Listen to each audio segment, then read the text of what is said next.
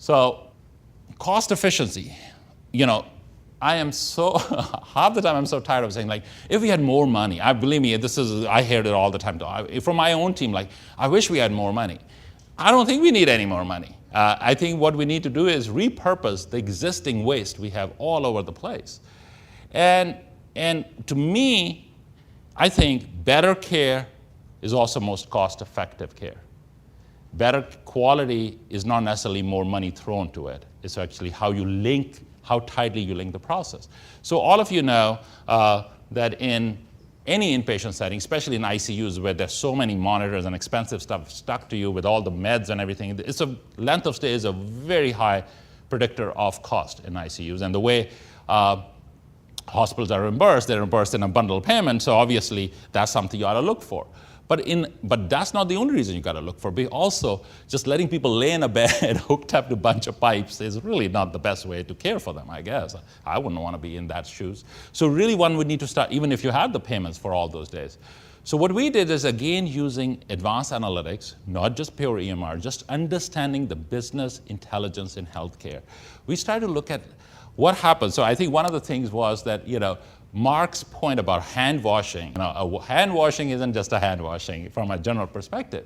So I don't know how many of you know, this is data from our NICU, the babies who are 300 grams to maybe, barely a pound plus. That MRSA, which is a really bad infection, its colonization in babies prevents you from transferring the babies out, they can't go home, and then they're higher risk for mortality. So what we realized was that in our ICU, the MRSA positive population could be in there and at the bottom is the gestational age, like babies who are less than 28 weeks when they were born to progressively older babies before full term.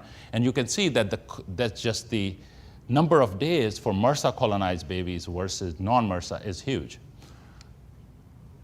When we looked at that cost, we actually were able to measure what's with that length of stay data, like what's costing Duke to care for this MRSA colonized baby? On an annualized basis, it's about 6.9 million. And not only is just 6.9 million, look at how many MRSA associated days. That is the capacity we are bottlenecked with. These babies who could be sent home are just there because they're MRSA colonized. So what we did, like any good place would do, first of all, we put in a new protocol to start bathing babies in this combination of solutions that really reduces the colonization. And then we put a hand washing protocol. In hospitals, always you have to come with buzzwords. So we came up with the RAIN protocol, rally against infections in neonates. So it was a RAIN protocol, and this is what happened. But you can't just do it once. You have to constantly measure and put it back to the unit so that they realize that that their efforts are making a difference. When the blips go up, they see it. And believe me, sometimes it is because somebody hasn't been following the RAIN protocol as much as they should be. So the combination of bathing the babies in these